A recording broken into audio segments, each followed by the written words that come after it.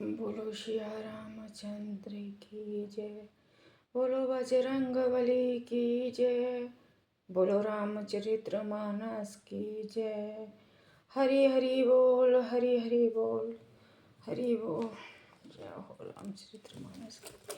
तो ये रामचरित्र मानस है, अभी बालकांड ही चल रहा है। बालकांड में श्लोक का नंबर 341।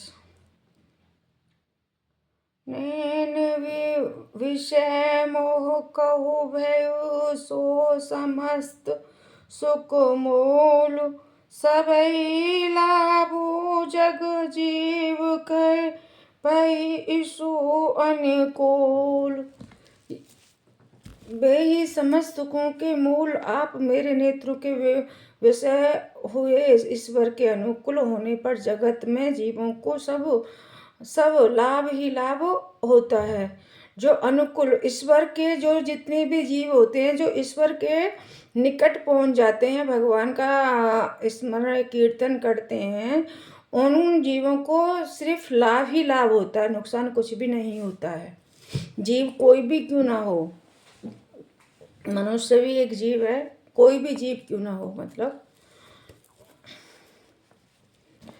सबई भांति मोहि दिनहि बड़ाई निज जन जानी लीन अपनाई होई सहस दस सादर शेषा करई कलाप कोटि भरि लेखा।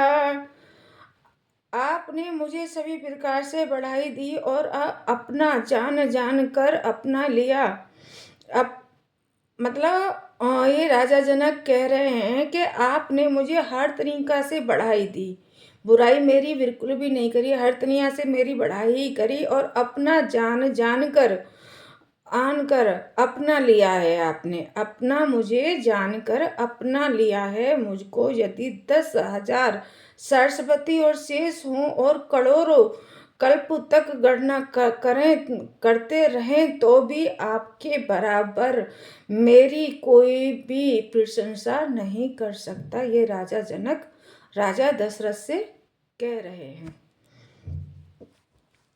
मोर भाग्य राउर गुण गाथा कई नसी सिरहाई सुनहु रघुनाथा।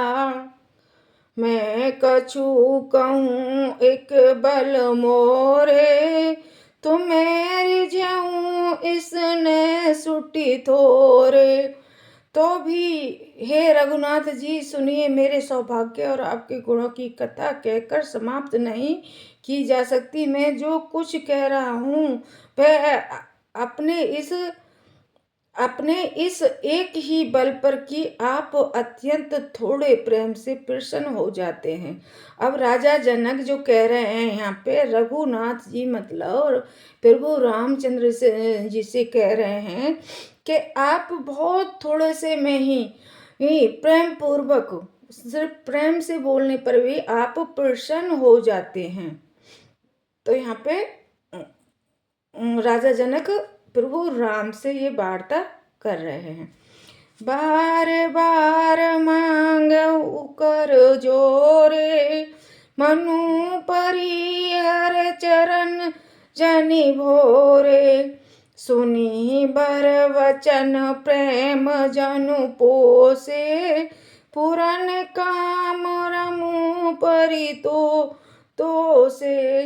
मैं बार बार हाथ जोड़कर यह मांगता हूँ कि मेरा मन भूल कर भी आपके चरण कमलों को न छोड़े। जनक जी के श्रेष्ठ वचन को सुनकर जो मानो प्रेम से पुष्ट किए हुए थे, पूर्ण काम श्री रामचंद्र जी ने संतुष्ट हुए। पूर्ण काम श्री रामचंद्र जी के संतुष्ट हुए।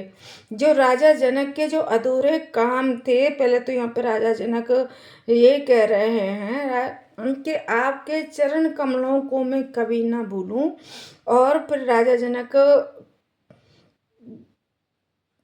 कहाँ गया, शेष वचनों को सुनकर, फिर राजा जनक के शेष वचनों को सुनकर रामचंद्र जी ने जो राजा जनक के अधूरे काम थे वो पूर्ण काम तुरंत कर दिए।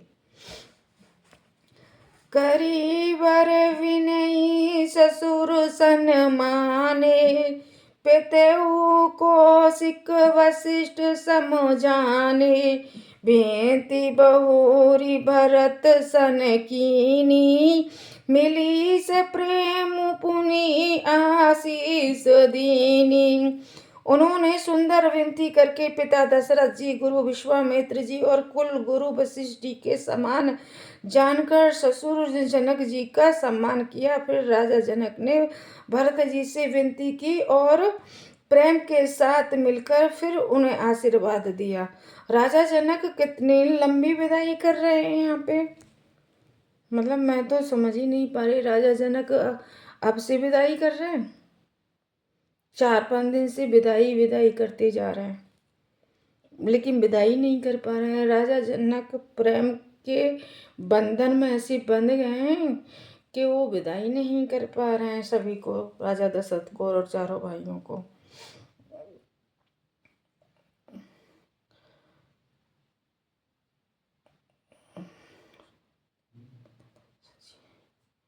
तो यहाँ पे फिर वो रामचंद्र जी ने फिर से दशरथ जी को प्रणाम किया। गुरु विश्वामित्र और कुल गुरु वशिष्ठ जी के समान जनक राजा को सभी को प्रणाम किया और भरत के से भी विनती की। प्रेम के साथ मिलकर उन्होंने आशीर्वाद भी लिया।